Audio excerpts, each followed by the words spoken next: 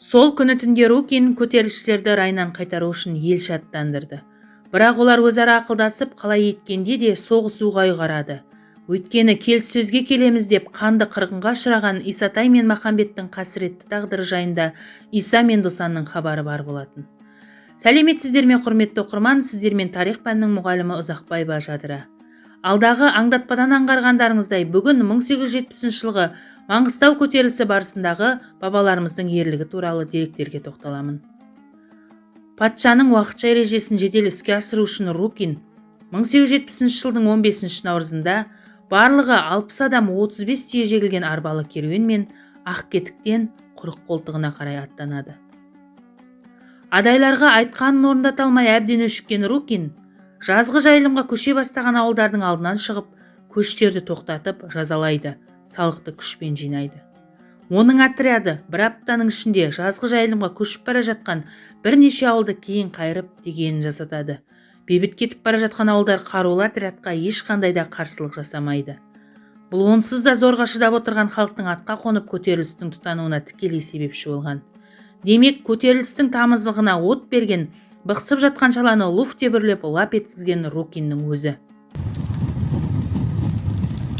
Бастықтарының алдында абырой атағының асатындығына титтей де күмәні болмай Маңғыстауға зор екпінмен келген Рукин 22 наурыз күні басын тауға соққандай болды.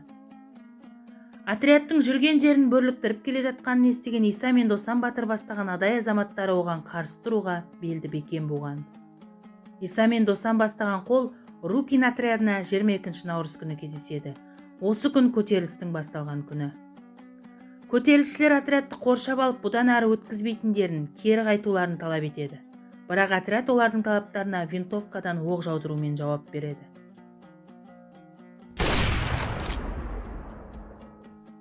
Жаңбырша жауған оқ оларды отрядқа жақындатпайды. 400-дей көтерілісшіден қаймыққан Рукин 23 наурыз күні Қошақ шығанағына шегінеді. Көтерілісшілер отрядты ығыстыра-ығыстыра 3 ауыз тар шатқалында қоршауға алады. Амалы құрыған Рукиннің теңізге қарай ығысуға тырысқан әрекеті де сәтсіздікке ұшырайды. Көтерілісшілер отрядты бұл бағытқа да аттатпай қояды. Осылайша 4 күндік айқастың шешуші сәті де таяған еді. Олардың отрядты жайпап өтуге бел байлағаны түсінікті. Бірақ жағалай қоршаған топтың қайсысының шабуылда бастайтынын аңғара алмаған Рукин мергендерін қай бағыттан шабуылдаса да баудай түсіруге бейімдеп орналастырады. Мұны сезген Досан батыр әр топтың басшыларына мынадай тапсырма береді. Мен бірінші болып шабамын. Шамам келсе алдымен ана мергендерді шаншып тастауға тырысармын. Сол кезде сендер де тұс-тұстан ат қоярсыңдар. Үрей ұшқан солдаттар кімді атарын, қалай атарын білмейді абдырап та қалар. Сол сәл-пәл дағдарыстарында 400 қылыш пен найза түгел қимылдаса, ешқайсысы да аман құтылмас. Ал енді бір Алла жар болсын. Қорлығыма көнбен деп, кезеней салық бермен деп, патша менен қас болып, 40 жігітке бас болып, Досан шықпай алдынан, тұлпарлар мініп қарғыған, кескір қылыш көк найза, 5 қаруын сайланып, соғысам деп майданда, кездескен жері 3 ауыз шығанақ теңіз айланма.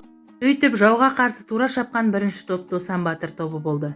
Батыр соңына ерген шағын топтың алдында құйындатып келе жатып, оқ жетер шамаға жетер-жетпесте көз ілеспес шапшаңдық пен астындағы қара бурыл аттың қапталына ауыса кетеді.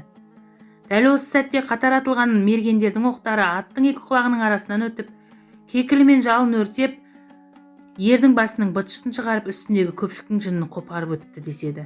Досан батыр даусының болатын алдын ала есептеген болса керек. Алғашқы оқ нөпір өткен бойдағы ат үстінде қайтадан түзеліп, мергендердің мылтықтарын оқтауына мұрса бермей, қара бурылды ағызған бойы үшеуінде найзамен шаншып өлтіреді. Осы ерлігінен кейін ел арасында Досан батыр туралы құйғытып шауып келе жатып тақыр жердегі қойдың құмалағын жармай шаншып алып кетеді екен. Атқысы келіп көздегендерге ол бірнешеу болып көрінеді екен дегендей аңыздар тарайды. Досан батыр бастаған адайлар Рукин отрядын тас-талқан етіп жеңеді.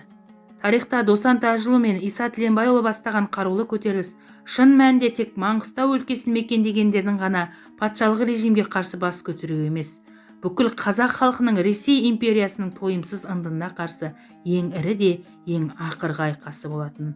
Бабаларымыздың осы ерлігіне биыл 151 жыл толды.